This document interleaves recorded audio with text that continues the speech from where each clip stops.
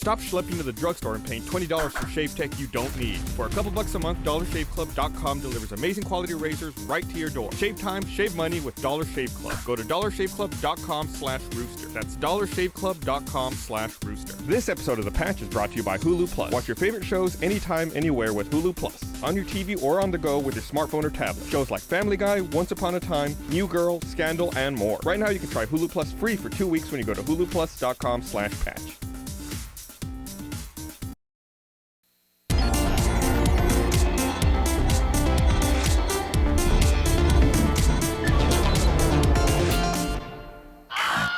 Hey everyone, welcome to The Patch. Where are we? We're Indiana Jones' trophy room. My head is invisible. Looks like I only have half of a head. I'll sit over here so it's clear. We're still in the process of getting moved into our new space. The set's not quite ready, so we're in a little temporary space right now. You can just keep your head right over the cock.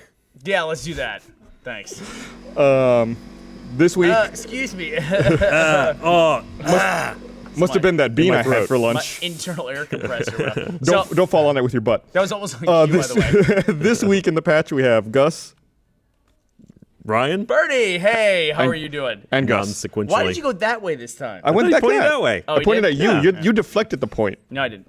So I felt like this week was a little slow in video game news. I was going through trying to compile Our intro was a little slow.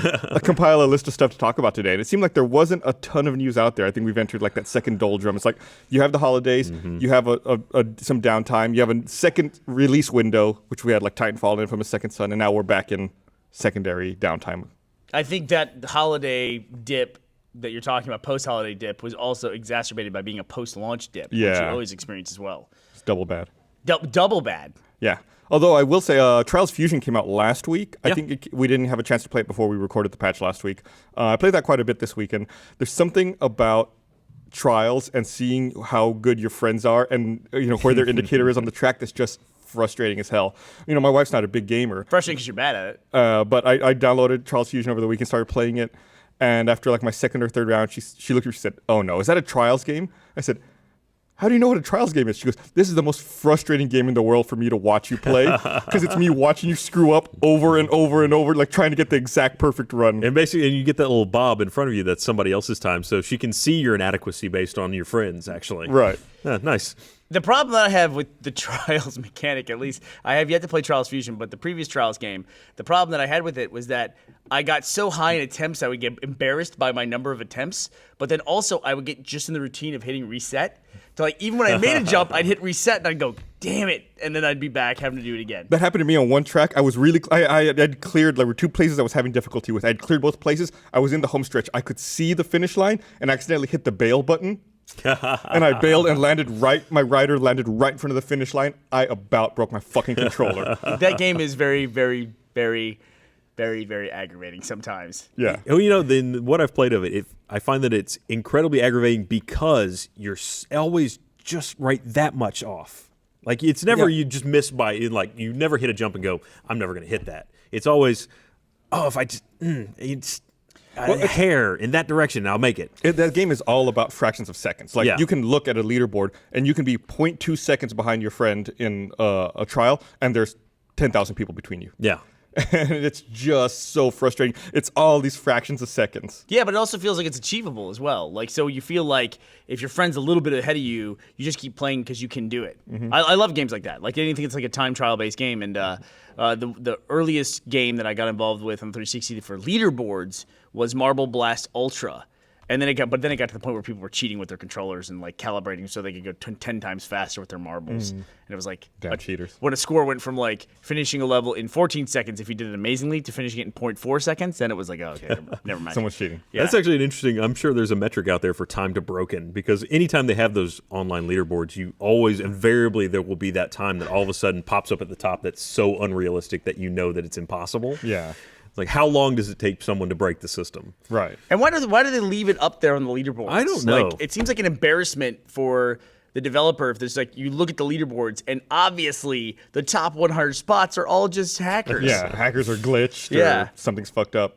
You can't view you can't view other people's replays in trials, right? You can only review your replays. You can. You can? Well, in previous games I thought you could. I'd have to could be look wrong. into that. Yeah, I'm definitely talking out of my ass on that one. Well, I have not yet played. So many people in this office have played. It's like sometimes it's like we get so backlogged on games that we're playing. Like I'd like to talk about the update to FTL, which we haven't talked about yet, and that's a game that I love, and I was playing that this week. And everyone else was playing Trials Fusion, especially like Jack and people in the Achievement Hunter office. So I felt like, okay, they've got it covered. I can wait to play Trials Fusion for a couple days. Yeah. But then when I do it, all their damn times will be By in the there. time you get to play, you will never beat Jack P. No, never. That's like my goal. Whenever I'm playing, like sometimes I won't be paying attention specifically to who I'm ahead of or I'm behind, and I'll be ahead of someone. Like, yeah, who was it? Jeff. Because Jeff doesn't care. He'll just finish the level and move on. That's who he beats. Yeah, then it's like, I gotta beat Jack. He and Gavin have been having pretty neck and neck competitions when it comes to Trials. Yeah. Who, Jack or Jeff and Gavin? Jack and Gavin. Jack and Gavin. Yeah. Okay. Jack is also going head to head all the time on Twitter with E from Xbox Live because that's a big point of pride for them is who can get the best times in Trials. But one of the things that I really noticed about reading about the game is that this seems to be a game that is finally taking advantage of the Xbox One's follower feature. So that, like, I see tweets all the time with, like, people beating Jeff or people beating Jack. Mainly people beating Jeff. But, and so it's not people that are necessarily on Jeff's friends list, but people that follow Jeff. So they can get Jeff's times and see how he did, and they can play against Jeff without actually being on his friends list. Interesting. That's the kind of stuff I love. I think it really takes advantage of that system, and I think somebody needs to. You always need to have that title that, like, gets it and puts it in place, and then everyone else understands it as well. Yeah, that's Trials Fusion's also one of those games where you have to make sure you standardize with your friends what platform you're going to play on, because it would suck if all your friends are playing on Xbox One or PS4, and then you pick the other one. You're like, oh, I don't have anyone to compare my times against. Like, it's got to be a concerted effort. Like, this is what we're going to play on. That way we can all compare. Yeah, I don't feel like I have enough avenues by which I can display how bad I am at gaming already. So let's just add one more. Why not? Why don't we just throw another one on the pile? One of the things I like about the game, I don't want to like turn this into an hour-long love fest, but one of the things I love about the game is the music that they chose for the intro sequence, the "Welcome to the Future," "Man, Machine, the Future." It's like so tongue-in-cheek bad. The first time I played, I was like, man, this is really terrible. Then I listened a few more times. I was like, no, it's intentionally terrible. It's suitably terrible. It's like Trials Evolution Appropriately had that terrible. Brandon DeCamillo rap intro. That's been kind of the same way. It's just like they really take a unique approach on that stuff. Well, talking about games that we've backlogged and haven't talked about, I wanted to mention Dark Souls 2 because people keep asking us if you to say mention that, Dark Souls if 2. you say that 3 times, Gilby appears. Dark Souls 2? Okay. All right, we're safe. I haven't played it yet, but it comes out tomorrow on the PC, which, from what I've been hearing, may be a preferable way to play that game. It sounds like visually it may be a little bit better. There have been some frame rate issues on the 360, and which is never a good thing when you hear about frame rate issues on a console. So tomorrow, I will give it a try.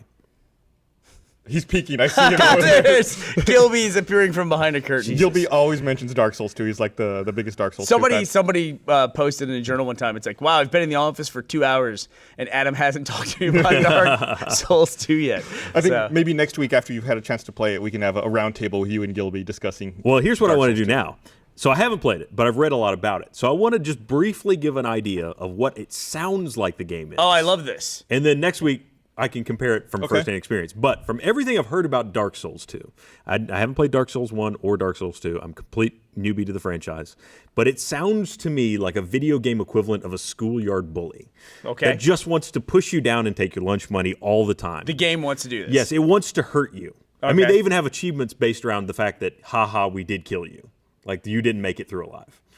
And that seems to be the entire story of the game is how many times people have been killed in it. So why is it called Dark Souls? Why is it called Dark Souls? I think it's, as I understand it, the story of the game is you're all undead people trying to make it to the king who has stopped doing his job or something. Okay. What is the king's job? The king's job, apparently he was, we've turned into one of those couch things. Yeah, we have. We totally have. And I'm entirely going off, I saw a 1-minute summation of the Dark Souls 2 story, and it was not very depth. But we need not very depth. Not very depth. We need like a 1/3 like text below Ryan, like not an expert. Not just a disclaimer completely here. uneducated on the subject matter. But no, it's apparently there was the king, and then he fought some giants, and then the giants sort of won, and then everybody in the kingdom turned into undead people, and now you're an undead person trying to go see why the king isn't making everybody not undead. Gotcha. So Yes. you're potentially a temp showing up to do the king's job for Sure. him. No, you're just going to check on the king. Okay. You see what's up. Gotcha.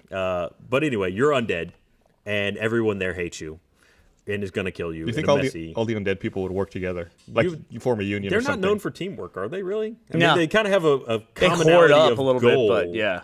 In this, their teamwork is that they recognize that everyone around them isn't food Gotcha. and just move forward. But Okay. yeah, no, it just sounds, from the outside, it sounds like a game that hates you. It Right. sounds like George R.R. Martin made into a video game. Right, and you're the main character in a George Right, R.R. Martin yeah, book. where you never know when the author of this is going to just come for you. All right. At a wedding. Yes. At So- a wedding, at a funeral. How about the wherever. soul mechanic in the game? Does that The soul mechanic? Have you heard anything about Nothing. that? I have Not no picked up idea. anything? Okay, well, I know there's a lot of pardon. dying. I know you can see a lot of bloody spots on the ground, which is where other people have played the game have died. Oh, Okay. really? I've heard that. That's a cool mechanic. That's kind of like what you said, like the followers being able to see your Yes. your progress. So that'll be interesting. We'll see. So next week I'll come back with a report of what it actually is like. But from everything I've heard, it sounds mean. Well, I look forward to your updated experience-based opinion of Dark Souls 2. In-depth analysis. So like I've been doing the same thing where I'm trying to get through a backlog as well. So I played a bunch of Trials Fusion this weekend, and then I switched over to Diablo 3. Started playing Reaper of Souls. How is that a backlog? How far back are you? Reaper of Souls isn't that old. Oh, you're talking about the expansion. I'm sorry. Yeah. Sorry, Yeah. I triggered off of when you said What? Diablo 3. I bought Reaper of Souls, started Guys, playing I it. just opened this Diablo 2 game. Have you heard of it? Yeah.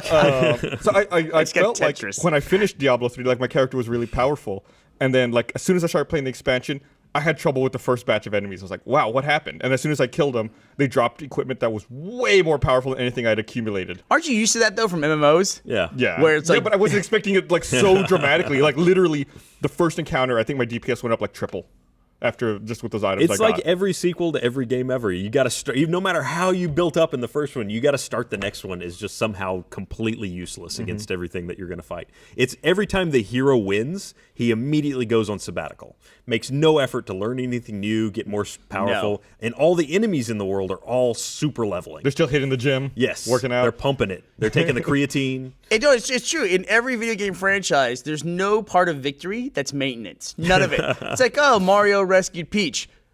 Well, I'm going to go to work. I'll see you later. And it's like she gets kidnapped again. It's like every single time that happens. But then, that being said, can you imagine the counterpoint where it's like, oh, you start the second game as a super being, and you're just like, well, all right, let's do this, and you just kick over the castle. I feel like you just described Metroid, because Metroid you always start as the best possible version, Oh, yeah. and then you yeah. just lose everything. That's like seems to be every time you play Metroid. That's at least all the Metroid games that I played. You think Samus would invest like in some straps or something to keep all those parts of her Just be suit on it? aware you're about to lose all of your armor. or get two. on everything. Get a backup. Hey, speaking of backups, this is not necessarily video game related, but I feel like it's technology related. I saw. Allow it. Thank you. I saw an interesting story. It was an animated piece that was posted on Reddit. It was about the production of Toy Story 2. Okay. And they were going over how the architecture for storing all the files and everything for Toy Story 2, and it's on Linux servers and Unix servers, and somebody ran RM star and started deleting all the files of all the assets in Toy Story 2. Like they were watching scenes disappear and going, "What's going on?" And then like Woody's hat disappeared, Oh my like God. the asset, and then Woody himself disappeared, and then they physically unplugged the machine to get it to stop. Then they did their backups. They got their backups out, and the backups all failed. Like the backups hadn't been running for over like my God. 2 months or something like that. And they were like, we're boned. And it was a technical director. She was on maternity leave. She had backed up everything to take home on her home computer, which is probably totally against the security protocols to begin with. But in the middle of Toy Story 2, they would have had, in the video, they said a year reset, if not for this lady having all these files at home. Oh my God. Which I think everybody in tech can relate to, just That's like fucking losing that crazy. amount. Did they figure out who had initiated that command in the first That place? was not part of the story. No, it was That's a funny kind of little an important anecdote, part, but yeah. that would be a huge part of it for me, too. I'm sure you know who does it. There's logging for that. Yeah, well- unless the log got deleted. someone that knew enough to type that command. Granted, That's a dumb command. it's a dumb command to type. Yeah. It could be dumb or it could be really evil. It depends on which. I have to say, though, that whenever I've been in tech companies, and this company as well, when somebody makes one of those huge, like, oops, but it's got enormous catastrophic consequences, there doesn't seem to be a lot of hate for that person. It's kind of like everyone's just like, glad it wasn't me. Yeah. You know what I mean? Because first the problem happens, everyone's like, oh shit, and then everybody checks their own logs and like, no, it wasn't me. Like, I wasn't responsible for renewing that domain. It becomes more of like a little rib and less of like, that was a huge error and you're get the hell out of here and you're fired. I haven't heard of anything on that level before. Yeah, I'm sure it's happened. Yeah. You don't hear about that. There's so much relief to not be the one that did it, that the one that did it Exactly. gets less of the backlash. Right? Yeah, that's what everybody deals with. Stupid of you, but it wasn't me. Yeah, absolutely. And this happened in video games before. Like, I remember in particular, as a Halo fan, Halo Wars, all of a sudden they lost all their cloud storage which wasn't Microsoft's cloud storage, not the Xbox one at least, for all the progress of the game. So like people who were like halfway to their general achievements, everybody just kind of got reset. Oh, I forgot about that. Yeah. So it does happen. That kind of thing does happen. And it sucks when you can't do anything about it. Yeah, that's terrible. Back on track. Video game news. Halo Wars was a video game. I already fucking Those are all segued video us right back in. games, So apparently Xbox One announced a Japanese release date, September 4th. Hey, good for them. They're finally getting it over there. The three people in Japan that care are going to be really happy. Xbox doesn't have a lot of traction in Japan, but who knows? Maybe this will change. We had Metal Gear title coming. Maybe that could help things out a lot. It's also on PS4 though. Wasn't It's the true. original story of the fact that they made that smaller S controller because in the Japanese markets the Duke was just too big? That's the story. I've always heard that too. Yeah, I don't Well, know how that's- much I believe. I think yeah. maybe they just realized it internally and used that as an excuse. They needed an excuse, like, Right, like, oh, this controller's oh, actually we're kind doing of it for this shitty. market. Yeah, it's just like you don't want to say, oh, we fucked up and shipped a bad controller. Although that being said, I liked the Duke. It did fit your hands pretty well. You could take it fishing, throw it off the side of your boat. Absolutely Boat wasn't could. going anywhere. If you were attacked by barbarians, you could use it as a mace. I As hear long it's- as you didn't hold that little end piece, because it would pop right off. I hear it's a DLC weapon in Dark Souls 2. It should be. I'll let you know. Also, apparently, there's a new world customization update coming out in Minecraft with update 1.8. I don't know if you've seen the video showing it yet. We talking about 360? No, Minecraft? PC, okay. where you can, when you're creating a world, there's a series of 16 sliders. There they are. I don't fully understand what all of them do. They have names like noise scale X, noise scale Z. Biome depth offset. Yeah, depth, base size, height scale. It's just a bunch of weird sliders. So you can really customize the way that the world is generated. So I don't understand how those presets or how those sliders work necessarily, but the game also comes with presets. So if you want, for example, an underwater world, you could generate that, or a world that's mainly islands, or things like that, which should open up for a lot more customization possibilities. Kind of like those Civ start screens, Yeah, sort of. Yeah, except with weird sliders. Also, that was the weirdest. We'll link that in the patch notes. That's the weirdest feature reveal video I've ever seen, because there's no voiceover for it, no explanation. It's literally just someone moving sliders left and right.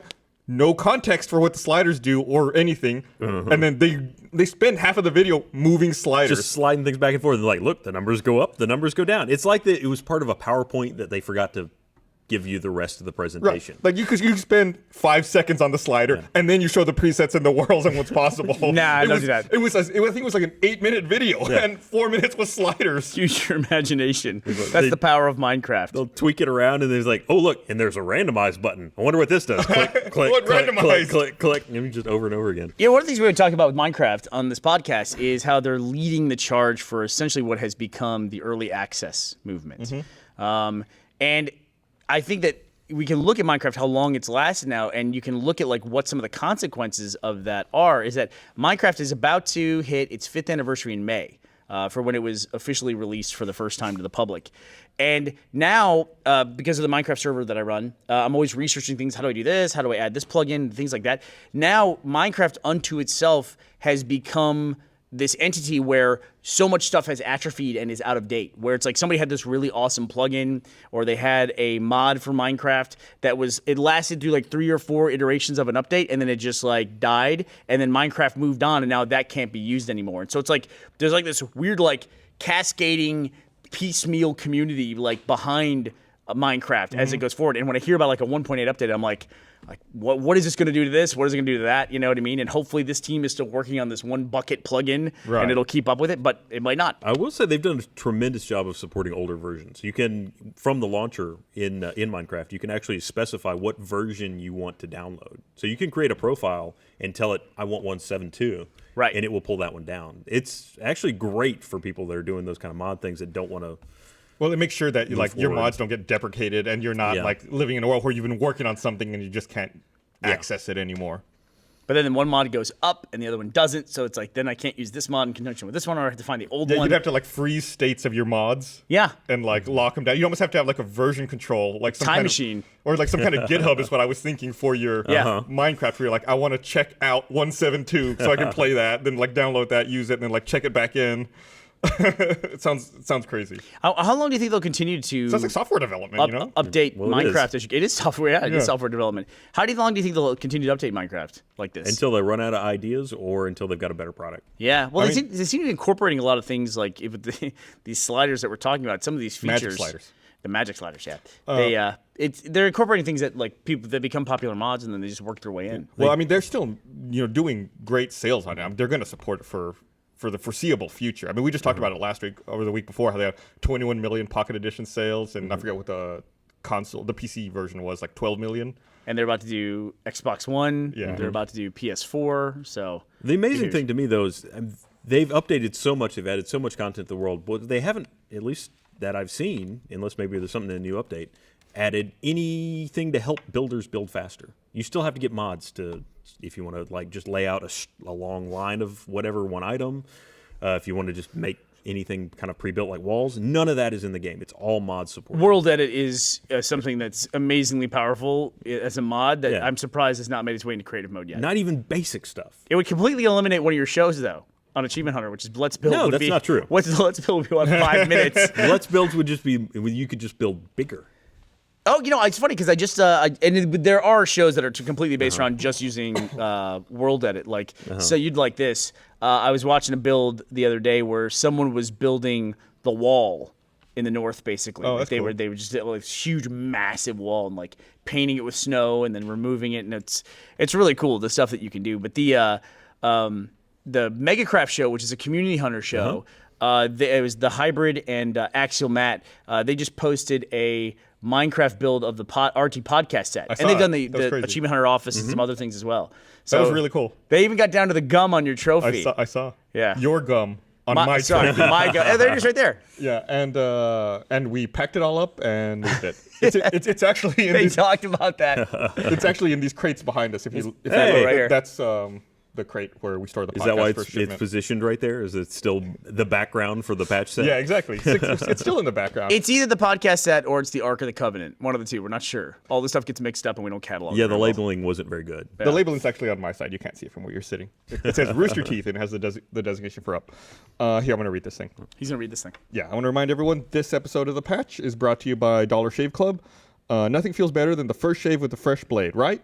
It's smooth, it's close, and the blade is as sharp as it's ever going to be. But thanks to big shave companies' ridiculous prices, you can't afford to use a fresh blade every week. So you drag that dull-ass blade across your face for 2 weeks, 3 weeks, 10 weeks. Why do you do this to yourself? Maybe because the only thing more painful than shaving with an old blade is shelling out $30 for a pack of new ones. If you want to enjoy a fresh blade every week, but you don't want to take out another mortgage on your house, you got to join DollarShaveClub.com. For a couple bucks a month, DollarShaveClub.com ships me the highest quality blades you can get. I'm a 4-blade guy, and with Dollar Shave Club, it's only $6 for a 4-pack. Seriously, only $6 for the best quality blades you can get. So every week, I can pop in a fresh blade and treat myself to an amazing shave. Join DollarShaveClub.com, get amazing quality blades in the mail for a couple bucks. Treat yourself to a brand new blade every single week. Hundreds of thousands of guys have upgraded their shaving with Dollar Shave Club. Now it's your turn. Shave time, shave money, DollarShaveClub.com/rooster. That's DollarShaveClub.com/rooster. Hot commodities, those razors. Fantastic quality. Thanks, Dollar Shave Club. Unrelated to Dollar Shave Club. Okay. .com/rooster. Neither of you have played Infamous Second Son yet, have you? No. I have not. So they released an update the other week that, first of all, bug fixes, which I never really had. I have very few bugs within that game. But anyway, they introduced a photo mode. Photo tool, right? Yeah. Right, where you just essentially, once you enable it, you just click in on the left stick. If you're watching a video. And you can set, it pauses the game, and then you can recam and take photos. Here, if you're watching the video, you can see they're enabling the photo mode right now. So and then using the integrated share functionality, you can upload screenshots directly from the PS4 that you've composed. So it allows you to do things like, you can reposition the camera just like you can in the game. You can set, you can like roll it. Oh yeah. You can, zoom. You can even set like depth of field, and you can set how where you want your focus to be, and add different artistic. What do you call it? Mats to it, like make it like sepia tone or whatever. Instagram it. Right, you can Instagram it up. It's really, really a cool, robust feature, and the only time you can't use it is during a cinematic. They say it's any time you would have free control of the camera in the game, you can use it. Yeah, cinematics are basically just like. I mean, they're meant to be looked at from one angle and one angle only. If you've ever seen a cinematic for a game, just in independent, it's like flat sets and like sometimes the backs of people are missing and that kind of thing. Yeah, I think the first time you see that, you're really gaining an appreciation for how things look like they're three-dimensional, but they're not. No. Like you get on the backside of a box and there's nothing there. Right. It's really, really a weird phenomenon. That's one of the weirdest experiences I ever had playing games when I played the original Doom. And I would try to look at something from a different angle, and I could never change my angle. Follow you around. Yeah, it was always. It was just a sprite. Yeah, and I would pass it and then turn around. It's like, nope, I'm still looking at it from the same angle.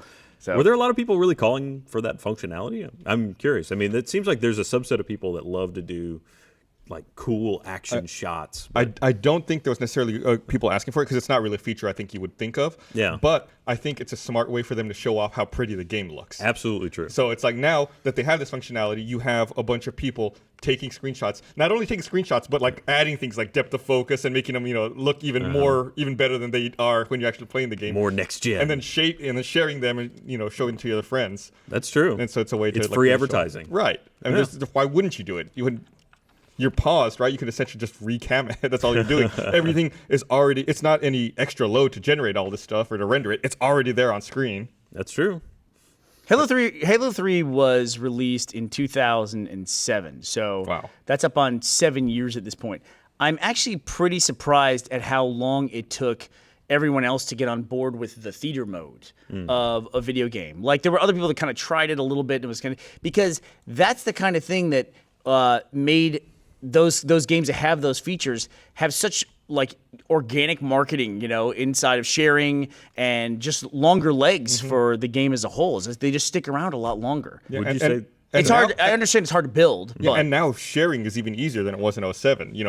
Consoles have integrated sharing and all of that stuff. Well, you guys are poking fun at Instagram a little bit. Like I would just want the raw footage, the raw file. And then I could go into Photoshop and do all those things and make a really cool photo. But most people don't have Photoshop's $1,000 tool? How much is a copy of Photoshop? It's like $600. Yeah. But now they have the cloud. You can do the subscription Creative Cloud. now. You can subscribe to it. But even so, I mean, most people not cheap. Most people don't have a legal access to Photoshop. But it's so those kind of tools are very, very helpful to have for people. Would you say that theater mode has really caught on, though? I mean, now it seems like instead of going to a theater mode systems, what we've done is we've moved to just instant capture of whatever you saw. And there's no recamming to that. But, I mean, really, aside from Halo and Call of Duty? Call of Duty. Call of Duty Uncharted? had some.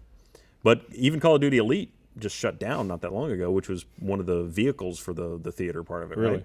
right? And then, the Uncharted series. But aside from that, I mean, that's a few big titles. Yeah. But I think technical implementation is difficult of that. And I think when people are racing to finish a AAA title, like that kind of slides, when it comes to list of things to finish before putting it out the door.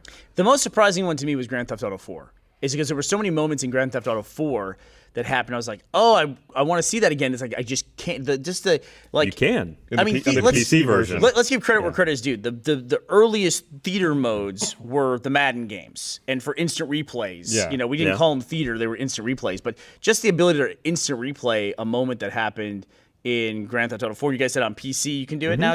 So look at the difference in how long Grand Theft Auto 4 stayed relevant in social media on the PC versus on the consoles. Because on social media, I constantly, to this day, still see shots from Grand Theft Auto 4 because of modding and because people have the ability to record some of that stuff natively. Yeah. Yeah, I think it's important. It's an important part of all games now. Well, I guess on that vein, they've just added, or in the next PS4 update, they're adding actually video editing tools, I believe. Yeah, it's where is it? It's the 1.7 update. 1.7. Yeah, they're going to have video editing. I got it here to talk about. Let me pull up. I forget what the service is called. I'm trying to load it. But the Share Factory. Share Factory. So yeah, it'll come with built-in transitions Yeah, I don't know if you watched. They have a They demo have like video. side wipes and irises and Yeah, it's got like spray paint and like stuff like that. So Nice. I'm sure we're all gonna get very sick of those gonna look default hot. built-in transitions. But you can edit. It's got a timeline, and you can drop in clips from different games. Like you have your bin with all your clips. You drop them into your timeline, put transitions between them, and then share them. They're very light on explaining the share aspect, like as to whether or not that goes out to YouTube or something like that. It seems to me, based on the way the video was laid out, that it's gonna be all within that service, that Share Factory service. I'm curious about this. So now that they're sharing essentially they're sharing and streaming basically now built into both consoles. And as part of including that, there's still kind of this thing all up in the air about, say, like Let's Plays and people recording footage and putting it on YouTube and claiming it. If you start to incorporate this ability directly into the console, at some point, doesn't that start to kind of erode the content maker's ability to hold license over that footage after it's been published? That's an odd way to put it. Point of clarification. Yeah. Who are you calling the content maker? That's a good point. I mean, because I literally don't know what we do here would be a derivative work of the original thing, but there's some video games that claim that they still own likeness, or You're there's a whole thing like the Nintendo, publisher of the game developer. yeah, like Nintendo holding on to the rights to anything that was made from their games. And they specifically seem to target cinematics, which seems to be a point of contention for a lot of people. And music's always a big thing too. Yes, because music is not necessarily, even if they have an in-house composer, they might not have the rights to the music. So that might be a totally different issue. Yeah, that's one of the interesting things also about Share Factory was they said you could import music to it as well. Like they had built-in music, or you could add your own. And I was like, ooh, that's a slippery slope. It is, and I'm terrified. Whenever I'm editing any of the GTA things, and I want to use music, I'm really scared. Even if I go get it from a very legal source, like we have things that we have licensed that we can use. We do. But if I put that in the video, the way YouTube's content management system works, it could flag it even if it was a totally legal use of Right, that even if we have audio. license, right. Yeah. And then you have to go through and clear that all up. So it's getting to be really scary for music in general on YouTube.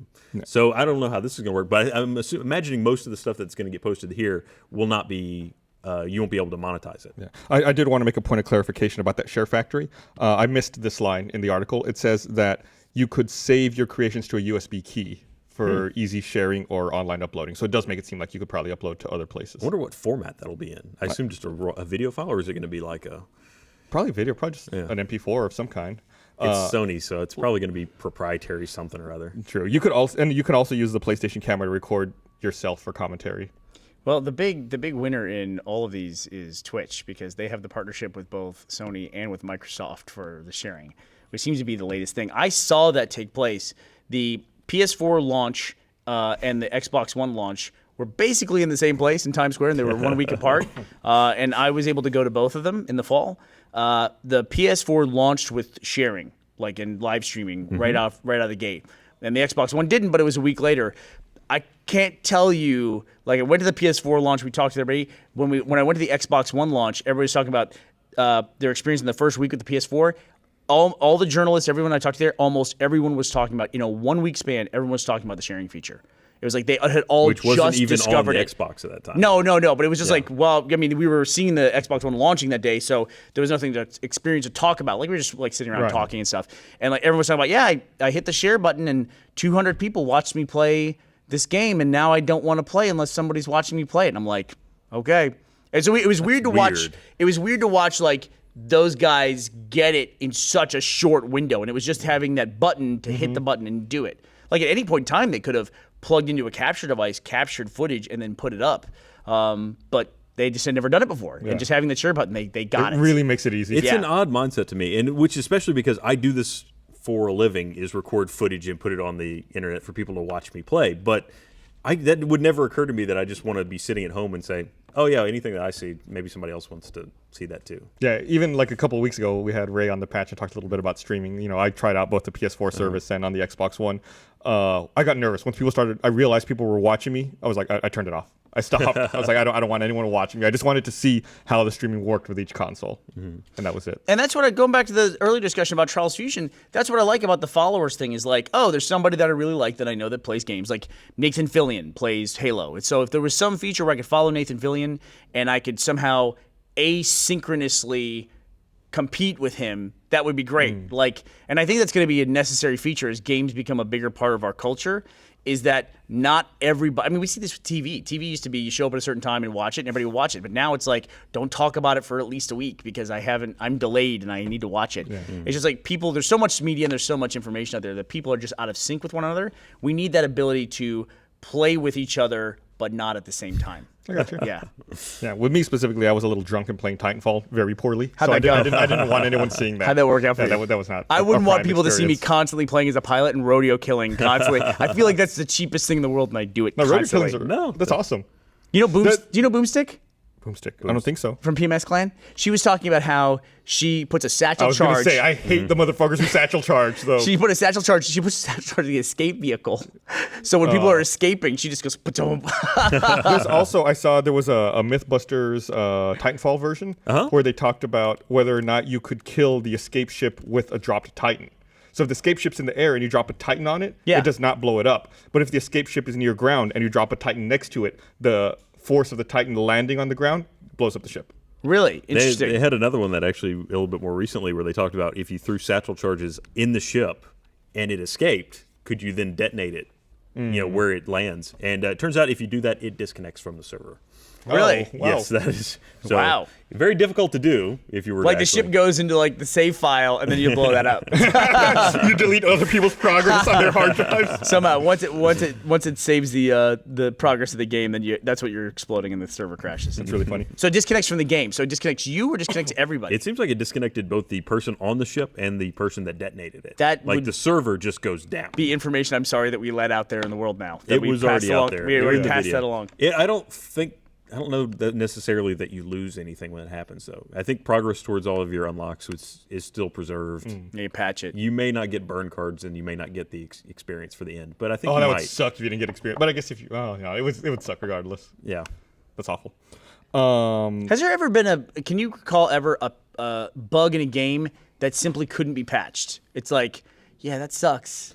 Well, But there's nothing we can do about it. There was the time when Myth 2 came out on the PC, and there was a bug in the uninstaller where it would, if you installed the game to the root level of your C drive and then uninstalled it, it would erase everything on your hard drive. That is a problem to have. And they couldn't patch it, maybe because the internet wasn't as prevalent then. They had to pull every copy off the shelf, then restuff it with version 1.02 versions of the game, and then put it back out on the Did shelves. they put a sticker on it? They that said, did have a "Guaranteed sticker not to delete your hard that drive." said, now patched to version 1.02. Promise you're safe. Yeah, it was like a weird set of circumstances. You had to change a custom destination for your install, but it could happen. So what game was this? That was Myth 2. Myth 2. Yeah, and that was like back in '98, maybe. Oh my God! That was right in the middle of Toy Story 2 production. I'm now gonna wonder if that's what it someone had caused installed it. Myth 2 on I the was just fucking looking it file up. server. It was the exact same.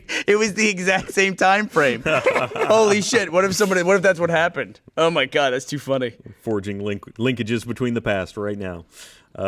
Yeah, no, I mean that's. I think I've heard of achievements being bugged that have never been patched. Yeah. I can't remember any off the top of my head. Again, not an expert. Sign go here, but I think there's been several of those at least. I would love to see someone go back, or maybe even like a Kickstarter, some kind of crowdfunded thing where we pay whatever it is to get the update made and then published to get condemned up to 1,000 points, because I think that bugs so many people that condemned one of the launch titles for the 360 when nobody understood the achievement system really. Everyone was like, I mean, there were some Ubisoft achievements where like get #1 in the world and that kind of thing on the leaderboards. And then Condemned had 970 points. It was like, yeah, that was just all the achievements we had for it. And so there's like 30 hanging points that just don't exist for this game. Like just like band together, make a Kickstarter for like one last DLC, complete the DLC, 30 points. Exactly, or just download the DLC. That would make so many people happy. Also, I'm going to go back here for a second. You briefly mentioned the PlayStation Now service earlier. I guess Sony announced that the first round of televisions that support PlayStation Now are coming out in June. That's right, the new Bravios, right? The new 4K Bravia televisions. Also 4K. That's pretty cool. It says they're going to range in price from $2,100 to $25,000. Bit of a jump there. That's also an odd combination. It's like, here's our legacy game streaming service, and we're going to match it with our highest resolution TV. It's like old games, highest resolution. This is guaranteed to look like shit. Yeah, it just doesn't sound like a great strategy, does it? I'm assuming it's going to down res considerably. But Yeah. I'm trying to see. Yeah, I remember you were critical address last week about the, or maybe it was the week before, about Last of Us. Last week, yeah. The remastered version not being a launch for the streaming service, because that would certainly get people to try it. I guess they've still got all the God of War series. There's still a lot of all the Uncharted series. There's a lot of games that people are still going to play. I bought my PS3 just to play the God of War compilation that they put out for it. That's why I bought it. I read that Naughty Dog has said they're still investigating pricing options for the PS4 remaster of Last of Us, which is leading to speculation that there may be a discount for people who already owned the PS3 version. That would be cool. I don't know how you would check and authenticate that. Put your disc in. Put your disc in it. Yeah, that's a way to get it itchy. What are discs? Confused by this technology. Yeah, I guess if you have like the digital version, if you have like that tied to your account, then yeah. But then what happens if you hand the disc to somebody else? Right. You're no longer able to play your HD remake version. We just retired a piece of equipment here. I seem to be focusing more on the technology side and less on the video game side today. But we just retired a long-lasting piece of equipment, which is our Apple X-Ray server, which was our shared storage that we had for doing all of our video. And it used to be when there was 5 of us in the company, it's all anyone used, and it had a whopping 6 or 7 terabytes. 7 terabytes. 14 500 gig drives. It's about the size of this table. If you get a wide shot, I mean, it's almost this big, right, Gus? Yeah. A little bit smaller. It weighs about 120 pounds. It's enormously heavy. And it was a great piece of equipment. It served us very well for a long period of time. And I saw it retired, and I said to Adam Baird, I was like, "Oh, the thing, X-Ray's going away, huh?" And he goes, "Yeah." He goes, "It's gonna have a failure at some point. If it has a failure at this point in its life cycle, it's gonna just be unrecoverable, and I can't have that in production." I was like, "I get it." And I go, "Well, it sucks that this thing's going away. It'd be great to use it. I could just use it in my office. It's got 7 terabytes on it." And he goes, "Yeah, or you could just use this." And he held up a LaCie drive, and it was like, "This thing is 6 terabytes." And I was like, "Holy cow!" It went from the size of this desk to like, here's 6 terabytes. Yeah. Go crazy. That thing was definitely cranky and old. When we moved it from 636 to the annex, we basically moved it across a parking lot. It died for a week. Really? We had to order replacement parts and get it essentially put the paddles to it and get it back going again. Parts that you can no longer get. Because right. I also was like, oh, well, why don't we just, we'll splinter that off for Achievement Hunter. Why not? Yeah, why not? Just have a dedicated... Yeah. He said if it goes down at this point, that it's probably just going to take everything on it with it. Yeah. And there will be no replacing we it. We literally, when it died, we had to buy used parts on eBay. Like, I hope this fits. Like, I hope it actually works. And it did. So, yeah, and then we determined it would definitely not make that trip from down south up to here. Yeah. Because it already was like, it had 2 RAID controllers, like a master and a backup. The master was already dead. It was already just operating on the backup. It was like, this thing is not going to survive much longer. We should send it out with a bang somehow. I mean, do we still have that cannon from...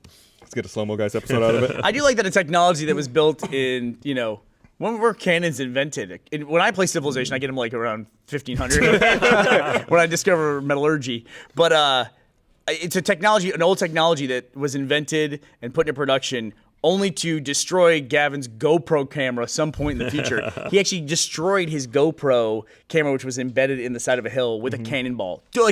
If he tried to do it, he couldn't do it, and he friggin' nailed it. And it's just so funny. It's like the person who made the cannon couldn't possibly think that this tiny little thing that captures audio and video is going to come along, and then this cannon's going to destroy it. Yeah, hundreds of years in the future. It's going to destroy like some future race technology.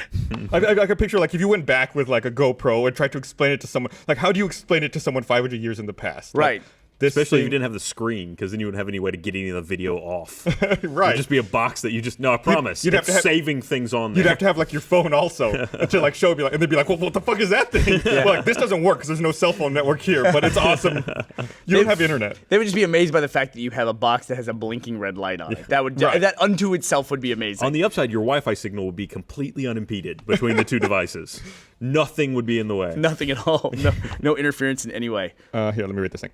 I want to remind everyone, this episode of The Patch is also brought to you by Hulu Plus. You've probably tried Hulu on your computer. Hulu Plus is so much more. With Hulu Plus, you can watch current season episodes of your favorite shows like Modern Family, The Daily Show, and Scandal. Watch every episode of shows like Nashville, Lost, and Doctor Who. You get ad-free movies and kid shows too. Now, more than ever, there's so much to watch. Take control with Hulu Plus to stream these shows and thousands more as much as you want, whenever you want. Hulu Plus works on your computer, smart TV, Roku, Apple TV, Xbox, PlayStation, pretty much any streaming device you already own. You can even watch on your phone or iPad while on the train, at work, or at the dentist, or in the bathroom. You can even block off a day to binge. You'll get access to originals that you won't see anywhere else. Check out the new show Deadbeat, a comedy about a pot-smoking guy who talks to ghosts. Seems legit. Binge on all 10 episodes now. For only $7.99 a month, get your shows anytime, anywhere. It's like $0.25 a day. Right now, sign up at huluplus.com/patch. Get 2 weeks, full access, completely free. It's a whole extra week more with this special offer when you sign up at huluplus.com/patch. huluplus.com/patch. It's on the screen. So get with it and start streaming TV now with Hulu Plus. Big thank you to Hulu Plus for sponsoring the patch. I think I mentioned it previously. They just got their first Emmy nomination for their Hulu original Behind the Masks, the docu. Oh, really? The docu-drama, I guess, that follows the sports mascots and what happens to them outside of their costumes. So, I've been wanting to watch Deadbeat, and is Deadbeat is it? Did they release all the episodes all at one time? See, that's the cool trend that I really like. It's like so now it's like, oh, I saw the first episode of it, I saw the second episode. That's when I get hooked, and then it's like I want to watch the rest of them. Yeah, there's no need to wait. In fact, it was a weird coincidence. I went to a South by Southwest party a couple weeks ago, I guess last month, and I was like, "Oh shit, this is a Hulu Plus party sponsored by Deadbeat." It was like I guess like their first kickoff for all of that promotion stuff. It was I cool. think that's the first time that I remember hearing about it was when everybody came. I couldn't go to that party, but everybody came back from it, and I was like, "That sounds cool." I like funny supernatural stuff, so I'm a sucker for that. You ever see The Frighteners? Yeah, It's a Peter Michael Jackson J. movie. Fox. Yeah, Peter Jackson made that. BlizzCon, going back to video game news. BlizzCon, Anaheim, November 7th and 8th. Will we finally see any Titan stuff? I think it's about time, right? I mean, they've already they developed for a long time. Hard reset on they Titan? did a hard reset. Yeah. That was like 2 years ago now. Explain what you're talking about for people who aren't even familiar with what Titan is. So Titan is supposed to be their next MMO push that was going to... Is it MMO? Supposedly. It's the next big Blizzard thing. After that was going to like essentially replace World of Warcraft or step in and fill that. The post-World of Warcraft apocalypse, yes. Right. They worked on it for years. Then, like Ghosts. Yeah, then they scrapped it, essentially, and they restarted development. Like Ghosts. No, they did not restart. They just stopped development on Ghosts. Yep, that just went away. We played Ghosts. I thought they did have one restart at one point. Maybe I'm wrong. I don't remember. But they let a lot of people go that were involved with Titan. A lot of people go. Yeah, and then they started it back up. I think they really stripped down to a small team and then started the whole process again. And I don't know. First mention of Titan was 2007.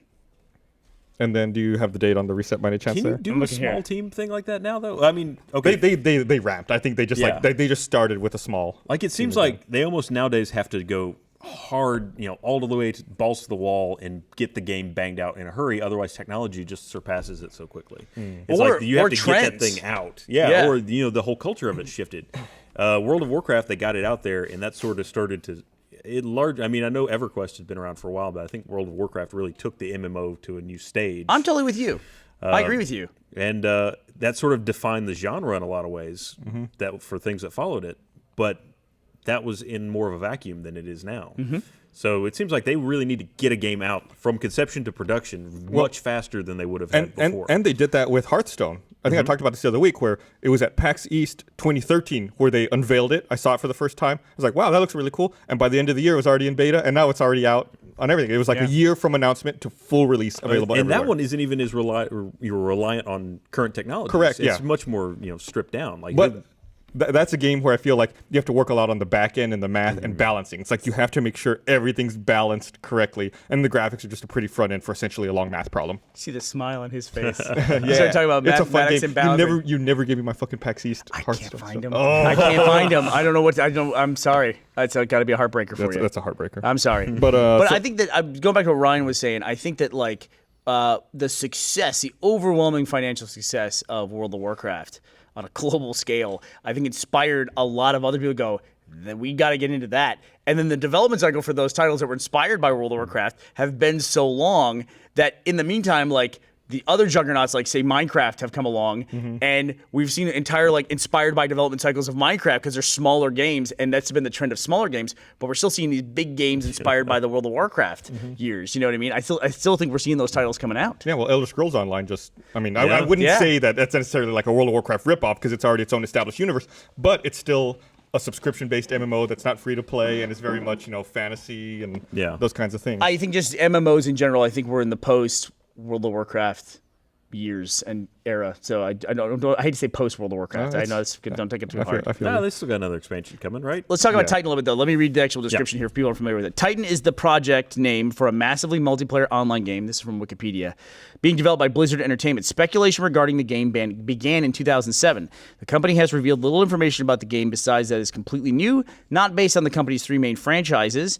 In May 2013, the development process for the game was rebooted as Blizzard decided to go in a different direction with the game. Let me read more about that. On May 28th, 2013, it was reported that development on the project had been essentially rebooted, with 70% of the team moving on to other Blizzard projects and the release date delayed. Blizzard spokesperson Sean Dameron confirmed the development status. How do you delay a release date that's not set? Anyway, go ahead. Yeah, I'm sorry. exactly. Yeah. Stating that when they say, well, it comes out when it's done, and it ain't done. Stating that the remaining core developers would be working to accommodate new technology into the game. Okay. So changes the technology, and it's like Oculus. There you go. Oculus. it's all cubes. Oh my God, the first Oculus MMO. That'll be interesting. Yeah. It's coming. Oculus MMO. That's interesting. Isn't that just regular life? Well, isn't that just pretty much, yeah. Yeah. Massively multiplayer. Yeah, that's like life. So I didn't realize it was May 2013. I thought it was in 2012. So yeah, we might be a little too. Wait, I was gonna say it might be Little too too soon soon. for your prediction that now it's time to hear stuff from it. But the tickets are crazy. So I mean, and they always sell out like instantly. Tickets are going on sale May 7th at 7 p.m. Pacific. Tickets are $199 each. Whoa! With a limited number of $750 tickets, which also include entry to a pre-event dinner. Dinner. Yeah. So if you pay an extra $550, you lobster, get one dinner. you know. You get a steak. And of course, they also have the virtual ticket, like they always do, where you can stream it and you get like. Well, here's the thing, though. Vanity Okay, pets so and you stuff. pay that money. You show up. They're infamous for just giving stuff away. at Yeah. These things. So you're going to end up with, what, $1,000 worth of things you can resell at the Oh, end? totally. I went to the first BlizzCon. Yep. And it wasn't nearly as big, and that's why I played StarCraft Ghost, incidentally. And You didn't play at E3 with me? No, I wasn't at that E3 that year. Oh, okay. That year, whatever. That's another story. Fair enough. Yeah, I got a virtual pet for World of Warcraft called a Murky. Wait a second. Didn't you get your virtual pet when you did it when you went to the con digitally? Because that was Yes. Okay. But the first year, it was not available digital. You couldn't get the pet like that. Okay. So you had to be there. It was a small event, and that pet would go. Like I would see it on eBay for like $600, $1,000. I don't know what it goes for now, but that pet was very, very popular. Pet Murloc. There's Yeah. got to be like a It was follow-up called for Murky, that, right? Murky. I mean, because like right after that comes out, everybody is aware of that pet, and that's there's a big rising action for I want it. Now it's been so long. Would anybody even recognize it as a status symbol? Well, yeah, the thing is, it's still like people who play the game a lot would be like, what the fuck is that? I've played this game for years. I've never seen that. It's that kind of thing. Right, the collector's edition was the Diablo pet. You could redeem, I think, either a Diablo or a Zergling. Diablo or Zergling. Yeah, Okay. you And can pick I one of can those tell you, two. I've never seen either one of those Yeah, in they're World of Warcraft. they're rare. So the Murky was like a little Murloc who would follow you around, and every now and then he would put on a top hat and get a cane out and do like the like the Warner Brothers frog dance, and then you would hide it. That's awesome. And once you use it, though, it's soulbound. That's so, it. Yeah, you're done. You cannot trade it or give it away to anyone. Let me see if one is on eBay right now. Okay, that'd be interesting. To That see. would be Current value. extraordinarily rare. Because like you talked about, people don't necessarily want it as much, but now the supply is super constrained. It's like if you found one, I mean, this was probably almost 10 years ago, 9 years ago now, it would be fucking crazy. if it Wow! was still there. BlizzCon 2005, Murky Baby Blue Murloc Egg Code World of Warcraft Holy Grail Pet. Buy it now.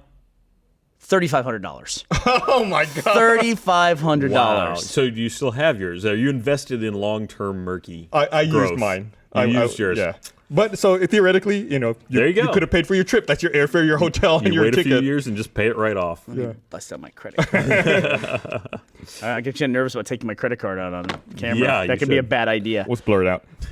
How would I the explain live this? screen- How would I stream. explain this on an expense report? How do I explain that to Yvonne? Miscellaneous. What the fuck this thing is? Miscellaneous. It's investment, long-term investment. Well, Yvonne, it's like a pet that doesn't really exist. That's what I bought. Don't worry, we don't have to pay for pet food. Yeah. It's a one-time expense. It's really cool. Yeah. There's by the way 2 available. So in case anybody Nice. in case anybody wants one. It's better return than double gold, though. So And 19 people are watching it. Wow. That's kind of surprising. Yeah. Like you said, I figured it would be a super small number of people. Yeah, this dude So has the a buy ton it now of is stuff. $3,500. But what's he setting the low end at? What's he realistically looking to get? I don't think there's any other options. it's just a there's buy no it now. bids. It's just buy it now. eBay's changed a lot since I used to use it. There may be a reserve as well that you have to hit a minimum number, or otherwise it doesn't sell. He has Oh, look, there it 100% positive feedback. Good for him. $3,499.99. Why is that still a thing even in digital? It works. Marketplaces? Mentally, it works, dude. It really works. It's like, well, if it said 3,500. 1 day shipping available. You literally just have to copy and paste a code and email it to someone. I guess maybe if they want the card to hold on to it and maybe resell it. Yeah, it does And you kinda have seem you like have would one need- of these things. Yeah. How do you trust someone like that? Like, how would you couldn't test to see if it was real, could you? You're like, it's like a How drug do you deal. trust somebody on the internet? You put your pinky in it, like lick it, like it's authentic. Yeah, that's pure murky. It's the good stuff. Pure murky. Oh man. Is there a code checker though? I mean, can you put it in somewhere and not activate it, but Yeah. not like make sure you still got a good one? That'd be a good idea, but there's no way to You do call the that. guy on the phone. You go, I want to hear him. I want to hear that he's okay. And in the back of here, and then you know Send everything's a photo okay. of him holding the today's newspaper. Not pay until I get proof of code. $3,500. But that is something like I say, like talking to our VP of operations. How would I explain this to her? That is something that it's like if you're into that thing, that's at a totally acceptable price. If you want to hit an elite level of something, I mean, there are guys who will spend $3,500 on a new exhaust pipe for their car, and that will not be that weird to them. Yeah, I guarantee you, if I log into World of Warcraft and pop out the Murky, there will be a crowd. Like people come All right. and look at it. That's okay, but if you put a new exhaust on the car and put your car in your garage, in 2 decades, that car will still be there with that exhaust on it.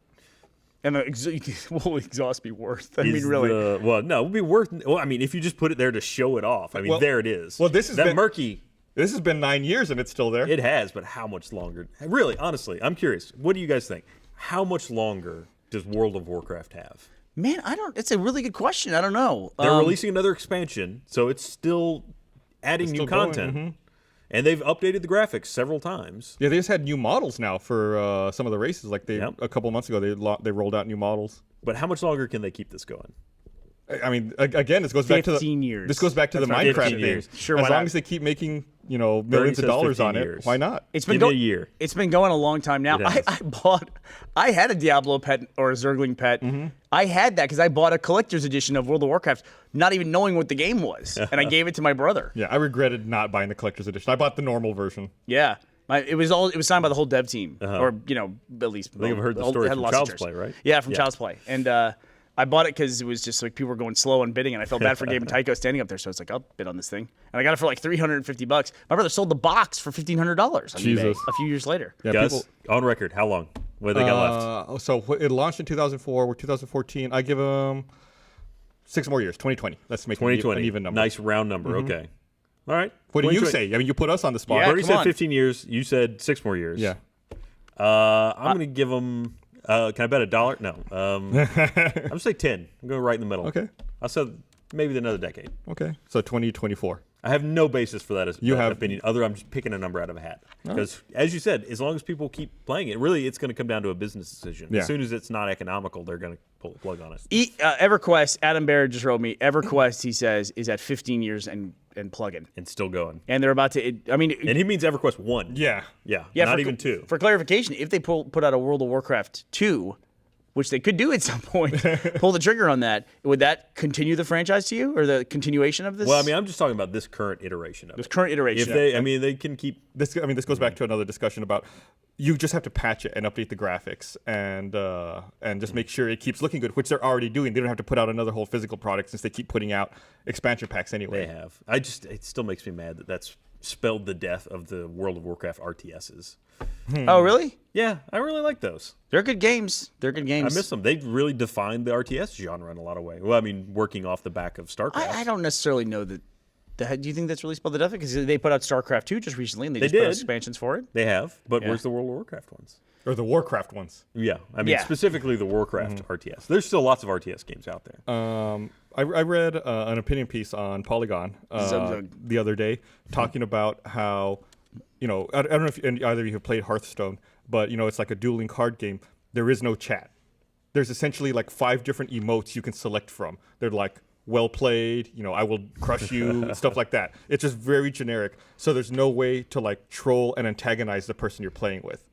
And it makes for a very pleasant experience. Yeah, I bet. And also, there's also part of that where the built-in developer-written trash talk is always so goddamn lame that you would never use it in a million years. The great thing is, Blizzard's good about their universe and making the flavor all correct. So it's like every character has their own trash talk that's unique to them. Right. Is there a limiter on it? Can they just spam you with like, I'll destroy you, I'll destroy you, I'll destroy you? Yeah, I mean... How do you always find the loophole that drives people crazy? That's How is why that I'm possible? curious. I wanna Literally know. 10 seconds he had that in his Well, head. he's saying it's I grief-proof. I'm testing the wall. I have not had that happen to me, and I have not tried to do it. Bet you will tomorrow. Based on the fact that it has not happened to me, I'd say there must be some kind of limiter. Okay, there you go.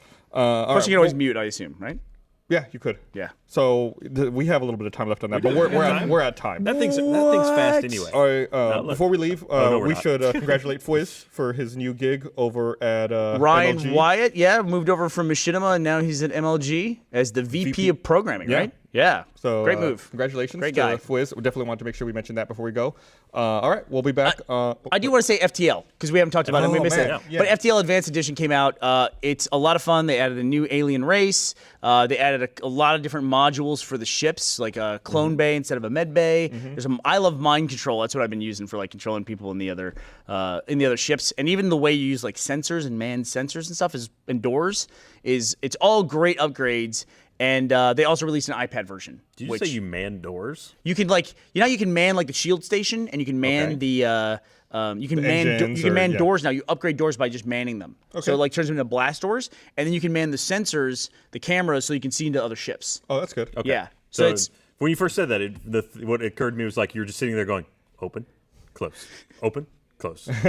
welcome to the bridge, sir. That kind of thing. Yeah. So you're not a doorman. You're Door just Simulator. You're a guy 2014. running the doors, if that makes more sense. But it's great. FTL is a great game. It was a downloadable game that was up for our game of the year, the year that it came out. And it's lasted a while now. I've been playing that game for 2.5 years. This is kind of refreshing having this new version. I'm going to beat it. It's a little update. Any day One now. day. I'm going to win. You'll do it. I'm going to win. All right, we'll be back on Monday with another episode of RT Podcast, and next Wednesday with another episode of The Patch. Bye, everyone. Bye. Bye, buddy.